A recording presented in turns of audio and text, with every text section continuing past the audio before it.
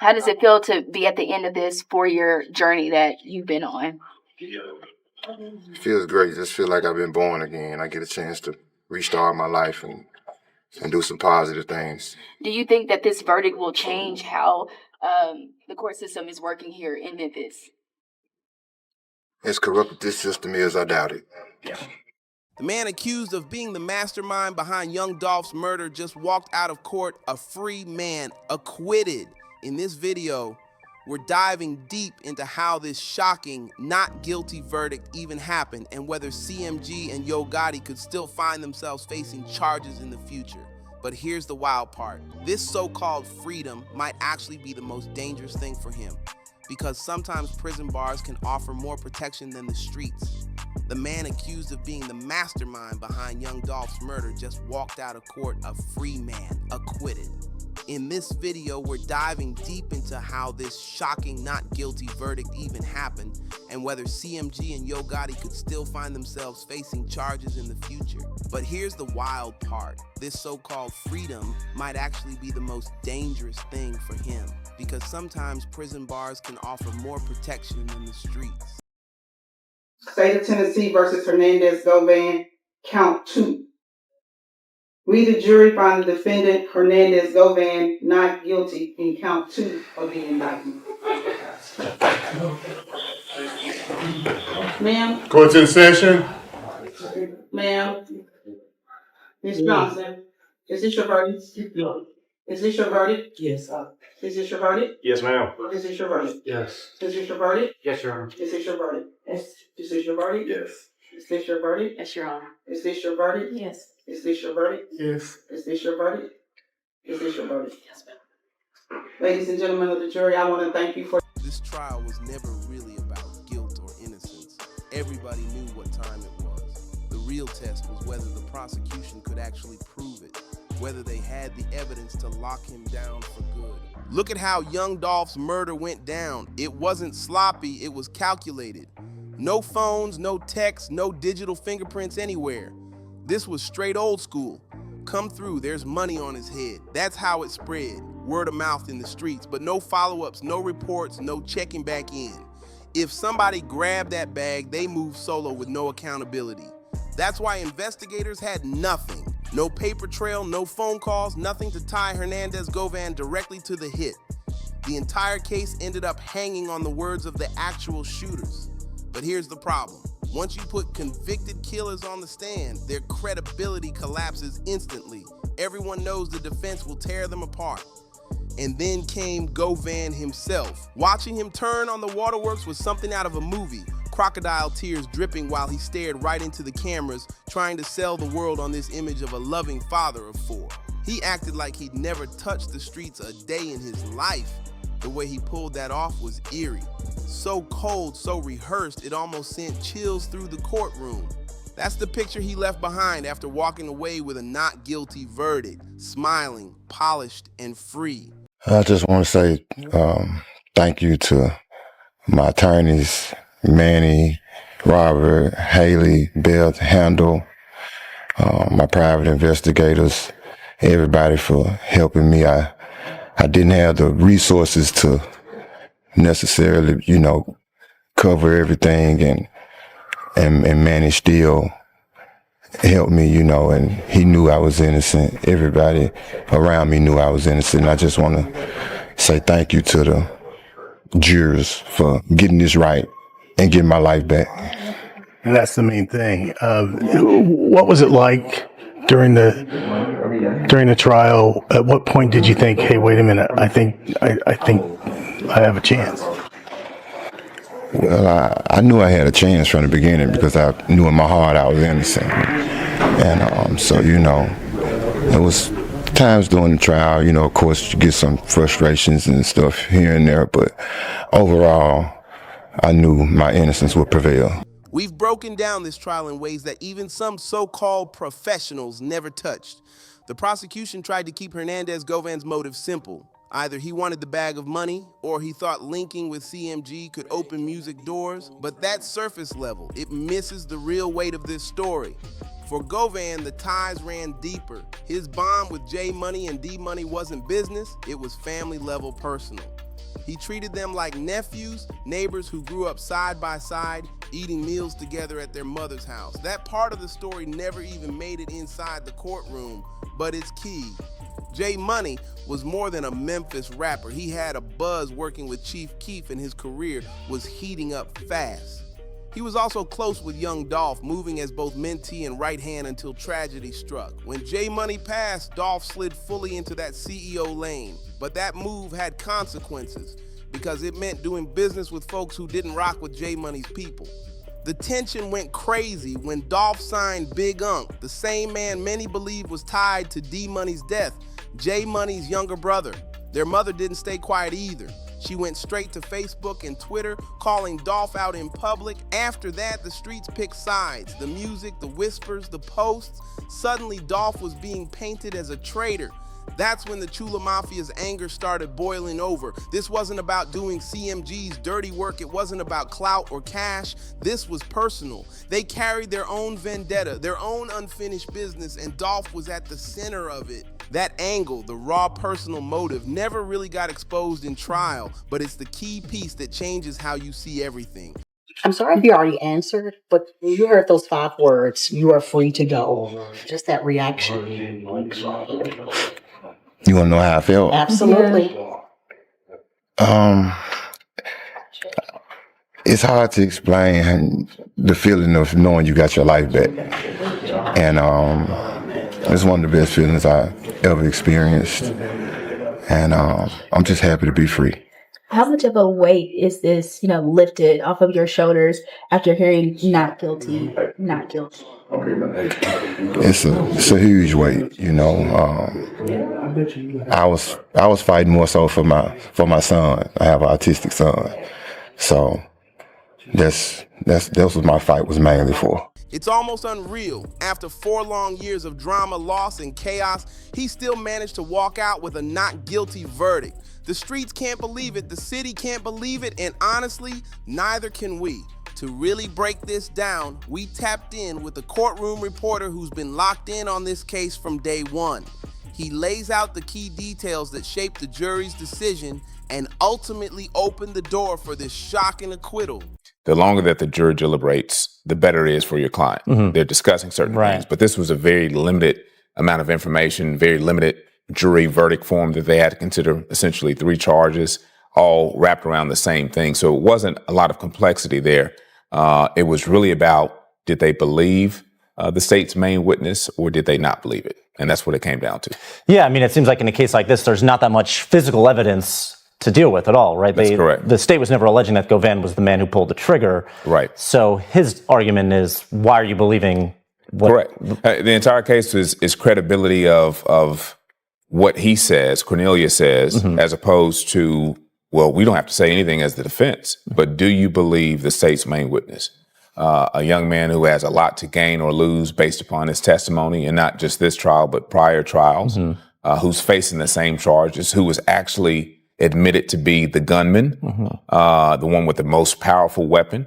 And so when you deal with that, and then a lack of true evidence, no concrete text messages to show, yes, we got him, or this is the plan, or we're here, nothing, no content. Inside the courtroom, it was revealed that Justin Johnson and Cornelius Smith, the 2 triggermen who gunned down Young Dolph, hadn't even been in touch with Hernandez Govan for weeks before the murder. And that wasn't sloppy, it was intentional. There was no need for back and forth. The deal was already on the table, $100,000 for Dolph's head. Whoever wanted that bag just had to step up and take it. But here's the detail that turned heads. After the shooting, Johnson and Smith didn't even run to Govan. Instead, they reached out to Big Jook first. If they hadn't been talking to Govan for months before and barely connected after, how deep was his hand in this situation? That question lingered heavy in the courtroom. Prosecutors tried to lean on phone records showing calls between Johnson and Govan, but the defense flipped that quick. Johnson admitted straight up in court that Govan was his drug plug. So those calls, They could have been about dope, not murder, with no texts, no calls, no conversations in those crucial weeks, or even on the actual day Dolph was killed. The connection looks shaky at best. Putting Govan on trial with evidence that thin almost felt like a gamble. And as the case kept unfolding, people started whispering that maybe the bigger picture wasn't even about him, that others, possibly higher up or closer to the heart of the beef, could still end up catching indictments down the line. The only thing that I understand that state to have produced to the jury for them to consider were you've got multiple phone calls. Mm-hmm. And for Mr. Govan to be the admitted dealer of the state's main witness of supplying pills and all those things, that would not be a surprise if you've got multiple contacts, they live in the same neighborhood. You can't just go off of, well, I called this person a ton of times to prove a conspiracy case. That's a little bit of a stretch. Yeah, so what happens now then? Well, I think, as the state somewhat alluded to in their closing argument yesterday, and somewhat in the way of the proof through one of the law enforcement witnesses, are there additional parties who could be complicit in the conspiracy? I don't know if that's the case. We heard Mr. Mims' name mentioned a lot, but he's now deceased.